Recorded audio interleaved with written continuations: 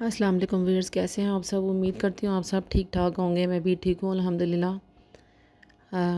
इस रेसिपी में आपका मैं बहुत ज़्यादा शुक्रिया अदा करना चाहूँगी जो आप मेरी रेसिपीज़ को बहुत ज़्यादा पसंद कर रहे हैं, लाइक कर रहे हैं और बहुत हौसलामंद जो है वो मुझे कमेंट्स कर रहे हैं।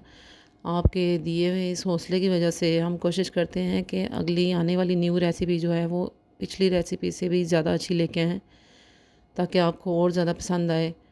और थैंक यू सो मच, आपने मेरी रेसिपीज़ को बहुत ज़्यादा पसंद किया है, लाइक किया है और सब्सक्राइब भी किया है मुझे, और इसके लिए मैं अगेन थैंक्स कहूँगी।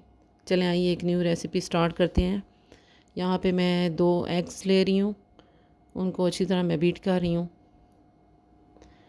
और बीट करने के बाद मैं इसमें डाल रही हूँ आधा कप चीनी डाल रही हूँ। ये ग्राइंड की हुई चीनी है।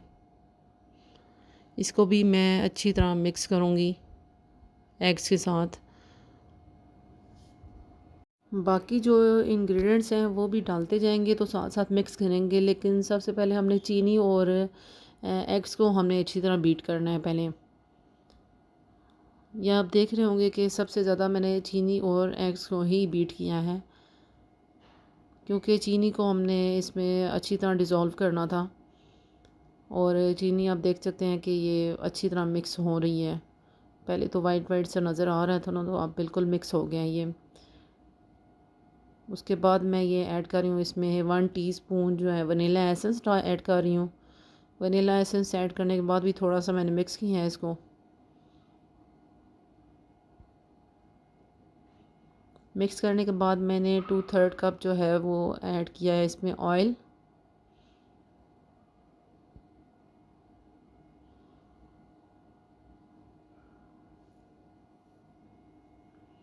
इसको भी मैं मिक्स कर रही हूँ।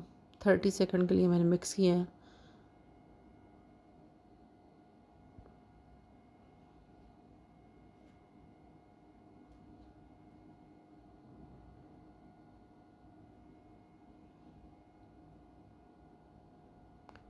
उसके बाद 1 पिंच मैंने इसमें सॉल्ट ऐड किया है।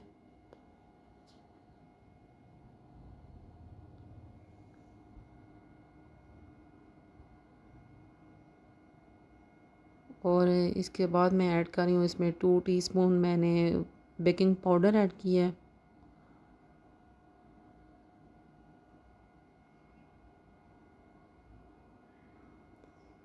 और फिर मैं इनको 1 मिनट के लिए मिक्स करूँगी। मिक्स करने के बाद फिर मैं इसमें 2 फुल कप और 1 हाफ़ कप मैंने इसमें मैदा डाल दिया है। इसको पहले मैं ऐसे हैंड मिक्सर के साथ ही मिक्स कर रही हूँ, और थोड़ा सा जो है आटा मिक्स हो जाएगा तो उसके बाद फिर मैंने इसमें इसे जो है मैंने हाथ से मिक्स किया है। मैं हाथ से मिक्स करने में ही ज़्यादा कंफर्टेबल फ़ील करती हूँ। ये देखिए अच्छी तरह मिक्स हो गया है। थोड़ा सा मैंने हाथों में ऑयल लगाया था तो फिर ये चिपकना ख़त्म हो गया था, वरना स्टिकी हो रहा था, ये डो जो है स्टिकी हो रही थी।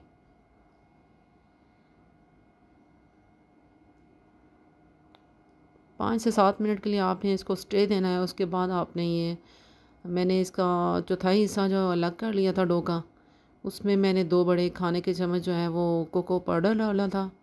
इसको मैंने इसमें अच्छी तरह मिक्स की है कोको पाउडर को।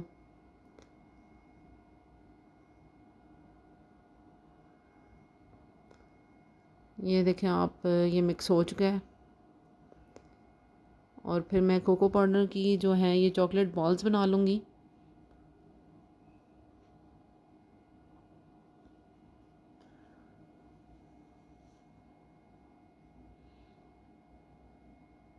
कोशिश कीजिएगा कि ये बॉल्स जो हैं वो एक ही साइज़ की बने। अब इसके बाद मैंने ये जो बाकी डो बची थी उसकी ऐसे ही फ्लैट करके तो फिर मैं इसमें चॉकलेट बॉल रख दूँगी। चॉकलेट बॉल रख के आपने इसको ऐसे कवर कर देना है। बहुत सख्ती से प्रेस ना कीजिएगा ताकि ये बाहर ना निकले चॉकलेट बॉल।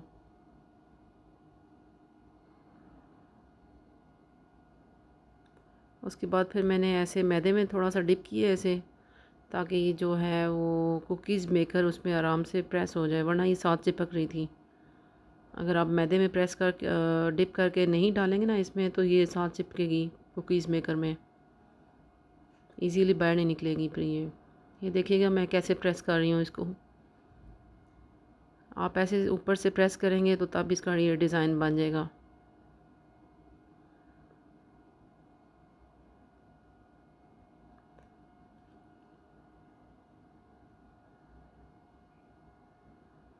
ऐसे ही बारी बारी सबको बना लें और 15 मिनट के लिए इन्हें बेक कर लें।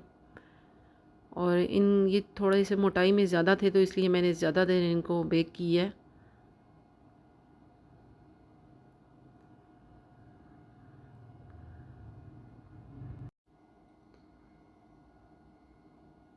इंशाल्लाह बाकी रेसिपीज़ की तरह मेरी ये रेसिपी भी आपको ज़रूर पसंद आएगी।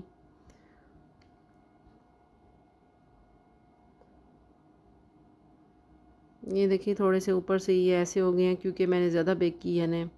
अगर आपके थोड़े से थिन होंगे तो आप उन्हें 10 मिनट भी बेक कर सकते हैं, वो आपके फटेंगे नहीं ऐसे। लेकिन मैंने ज़्यादा देर खुद बेक की है, इसलिए ये ऐसे हो गए हैं। तो बहुत अच्छे सॉफ्ट और यमी बने हैं ये,